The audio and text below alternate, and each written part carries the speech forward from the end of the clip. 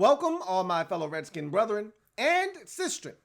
It's news that's nightly about the Redskins. Welcome to the Redskins Nightly News. I, of course, am your host, Louie T. Thank you for joining me. Let's get to tonight's lead story. So, the Redskins drop their 8th game of the season. They're now 1-8 as they head into their bye week, 24-9 loss at Buffalo. But again, that's not the big story. That's not the big takeaway. The biggest takeaway from the game was the first career start of Dwayne Haskins. And really what I want to focus in on today is the aftermath of that start. You know, what things can we take away from the start? Listening to Bill Callahan speak, and we're going to talk in depth about what he said today because I think it's pertinent as we head into the bye week.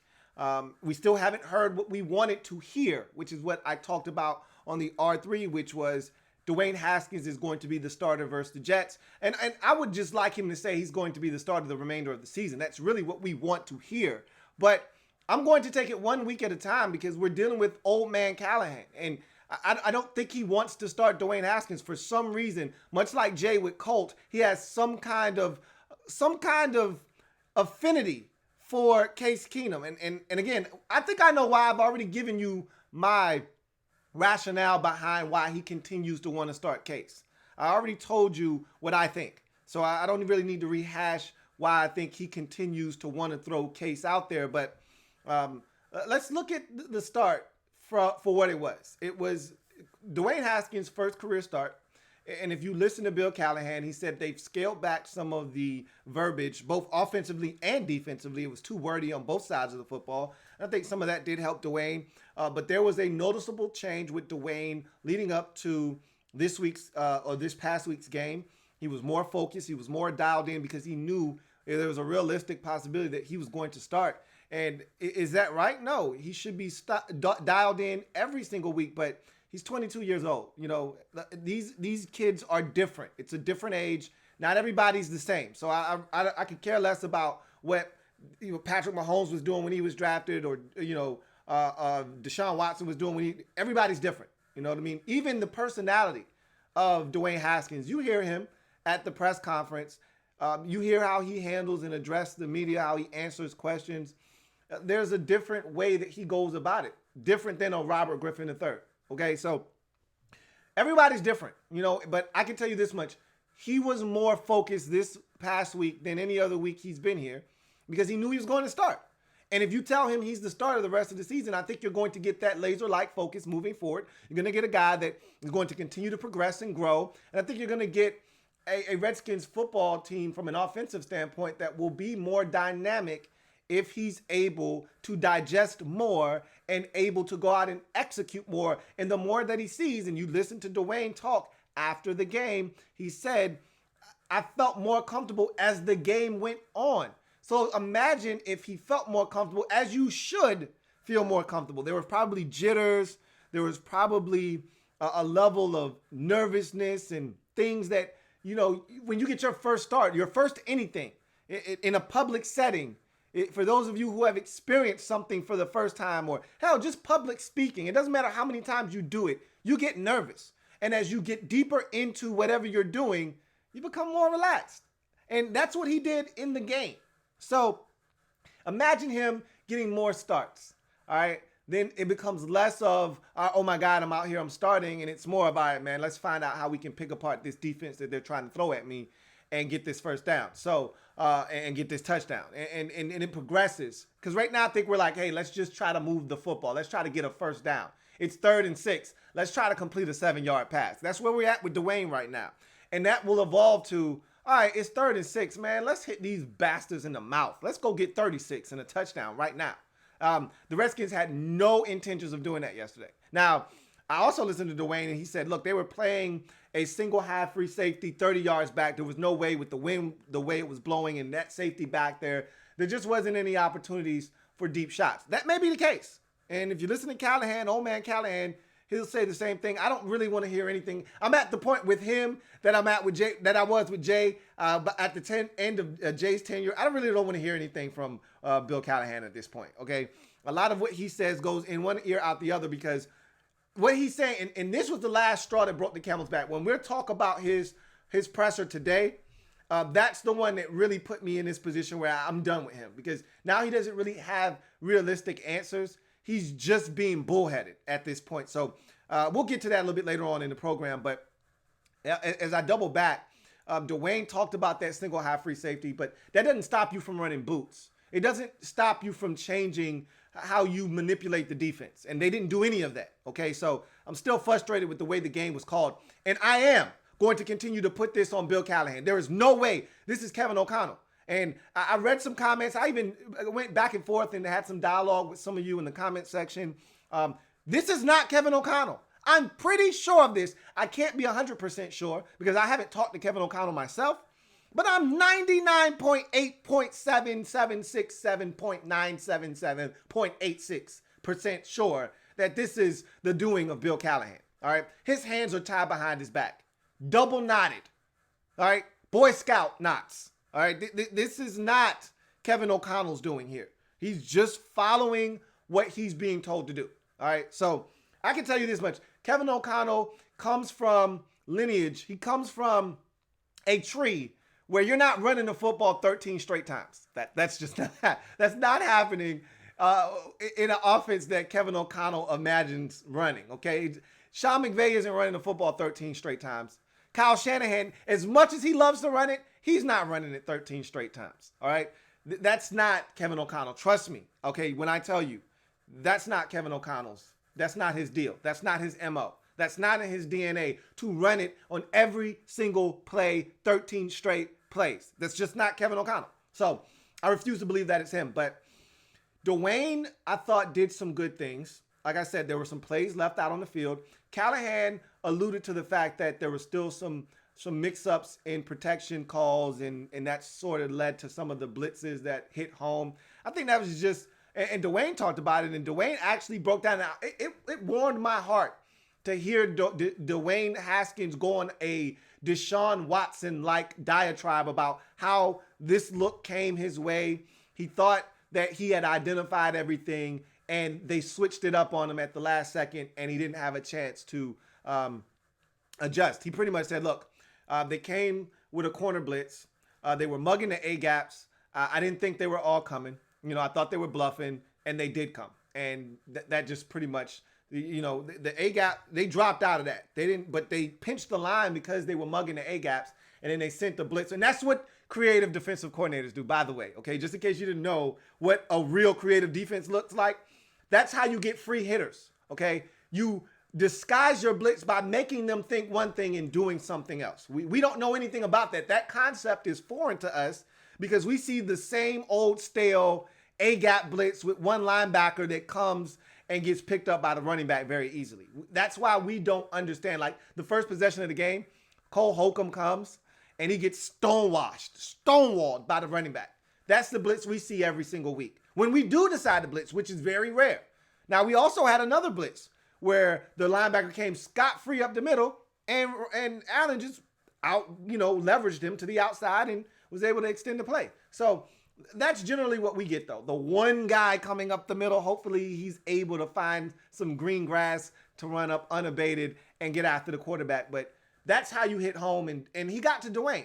All right, and give some credit to the Bills defensive coordinator for actually scheming up a plan that would confuse the young fella. This is his first career NFL start. There are a bunch of looks he hasn't seen before. And when he thinks he sees something, give him something else. And that's what they did throughout the game. And there was a cloud coverage. If you listen to Dwayne and to old man Callahan, there was a cloud coverage on 17 the entire game. All right, so McLaurin had pretty much bracket coverage on him the entire game.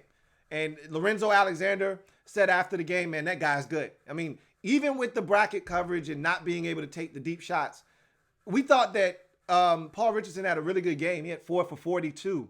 And we were like, man, Paul Richardson, that's solid. That's not by NFL standards, that's not a great game. Okay, that's a ho-hum game. But for Paul Richardson and what he's been doing this year, that was a really good game for him. And for this offense that can't score touchdowns and is averaging right around 9 points a game the last 3 or 4 games, probably less than that because we've scored 9 the last 2 and none the game before that. So 3 games, that's 6 points. If my math is correct, okay, 18 divided by 3 is 6. So we're averaging 6 points a game the last 3 games, which is just disgusting. But for what we've done offensively, 4 for 42, not bad for Paul Richardson. Now, that's not a great game for Terry McLaurin, but they said, hey, he's not beating us, okay? He's not going to be the one that hurts us. You got all these other dudes that ain't done shit all season long. Make them beat us. And that's the challenge, is getting Trey Quinn to win. And he won a couple of times. There is a growing level of disdain for Trey Quinn that I'm just not on board with. A lot of you can't stand Trey Quinn, and I don't know why. Now, I can't stand Trey Quinn on punts, but I don't have a problem with Trey Quinn, the wide receiver, because he does get open. Not all the time, which we saw there were some crucial third downs where nobody got open. They took away Terry, and nobody else was able to win. That's a problem in itself. I understand that. And maybe they do need to give Steven Sims a chance to work the slot. But I don't have a Trey Quinn problem like some of you do. I don't. All right? I've seen him win. I've seen him get open, and it's just a matter of him getting the football. But back to my original point. We thought that he had a solid game. Paul Richardson did, 4 for 42. Well, Terry still had 4 for 39, despite having cloud coverage, bracket coverage on him all game long, and them keeping a safety over the top that was shaded to his side.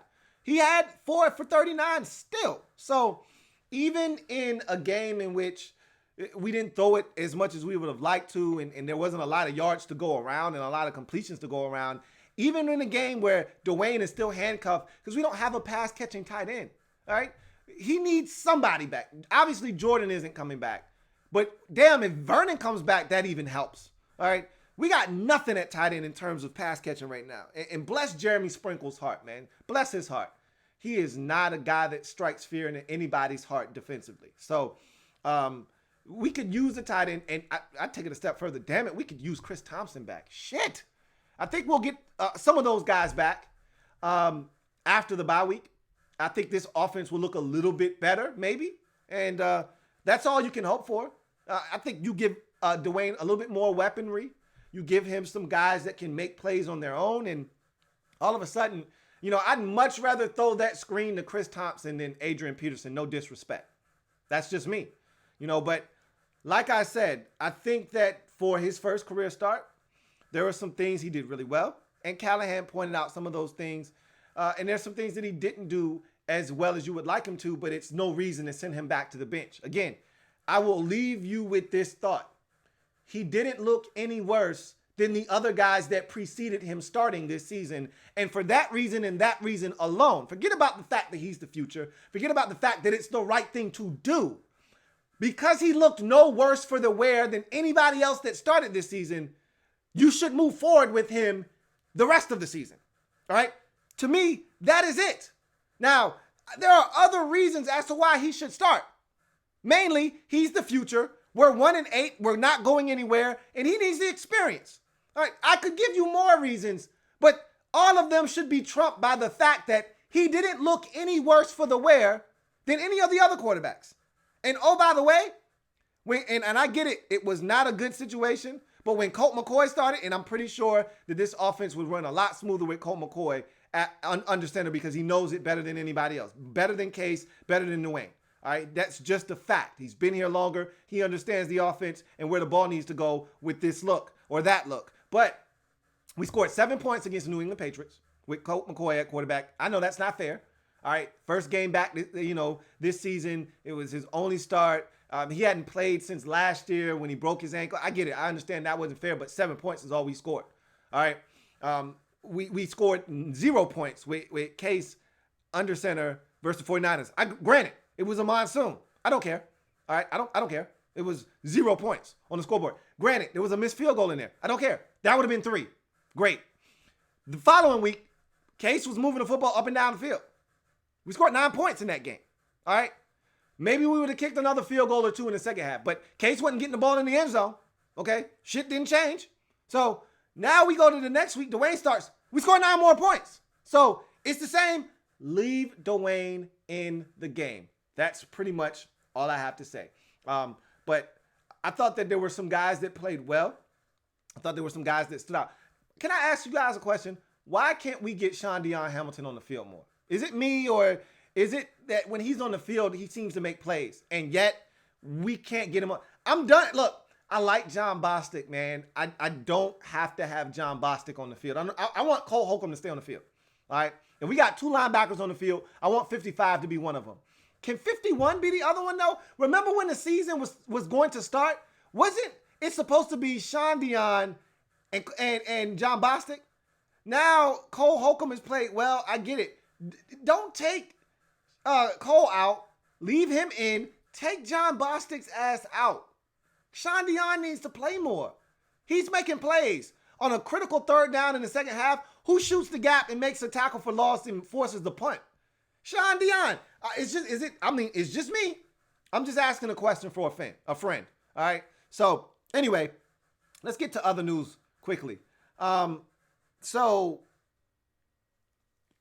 I listened to Bill Callahan's presser after the game. So his presser today, the day after presser was just nauseating. So I've reached my my limit. My cuppeth has overrunneth with old man Callahan. All right. The old man Callahan liquid that's in my cup, I don't want any more sips of that. And they just keep pouring me more. So it's running over. And it's going to keep running over because I'm not drinking any more of this shit. It's disgusting. All right. Tastes like cough medicine and the grape kind. All right. So I'm listening to the day after presser today. And the first thing, and I love the media for going after him. First thing out the gate, let's not pussyfoot and dance around the issue that everybody gives a damn about. Because to be honest with you, I don't really care about the game from yesterday other than the fact that we talking about Dwayne Haskins. Outside of that, I could care less. So let's get to the elephant in the room. Hey, is he starting next week or week 11 after the bye versus the Jets? Is he starting the remainder of the season? Let's hear it. And so John Kahn posed that question right out the gate. And he said, hey, I'm not going to name a starter right now. It's the same bullshit he came with after the game. And I thought after he had a chance to decompress, you mad, you lost the game, all right, whatever. I told you, after a game, emotions run high. You might not be ready to answer some questions that you may have more clarity on the following day. And you're ready, you've calmed down. The adrenaline isn't flowing the way that it was the day before. And so you've had a chance to decompress. And now you're ready to answer some of the tough questions you weren't ready to answer the day before. I get it. So now I was expecting him to come in and maybe bless us with an answer, And in typical old man Callahan, and I said that he wasn't, but I was hoping that I was wrong. And in typical old man Callahan fashion, he gives us this bullshit ass spiel about how they've got extra time this week with the bye week, and he hasn't come to a decision yet. He doesn't have to make a decision right now, and so he doesn't want to rush to do anything. Bro, we 1-8. What are you doing right now? And so that was how I was feeling was, hey, bro, we 1-8. The man just started his first career NFL game and didn't do half bad. Now, let's build off of that, all right? And that's how I was feeling. And apparently that's how Craig Hoffman was feeling because he came right after John Keim after Keim had a follow-up question. And he jumped right in. He's like, look, man, no disrespect. But, Craig always comes with the smoke every time, and I love it. I'm like, Craig is the people's people in terms of the reporter, all right? He's the people's reporter.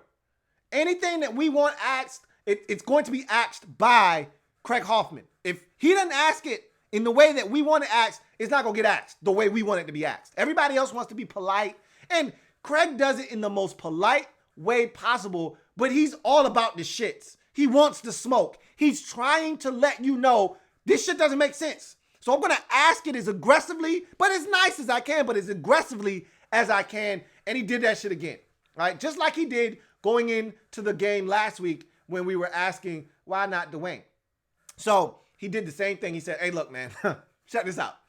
Hey, we 1-8, and Case did, Dwayne did just as good as Case has and Colt has in this offense. And we really don't want to hear about it's about winning because if it was about winning, then Colt would be starting because he gives the team the best chance to win. But since he's not even active on Sundays, when Case is going to be healthy, that means you don't think Colt is capable of running this offense the way you want it to be run. So miss me with the whole we trying to win game stuff. You 1-8. So we really ain't trying to hear that. So bottom line, why isn't Dwayne not only starting in week 11 versus the Jets, why the hell isn't he the starter? Why aren't you naming him the starter? And oh, by the way, he did better this week because he knew he was going to start most likely. And so why not put that on his plate the remainder of the season and watch him grow and progress? So why isn't he starting?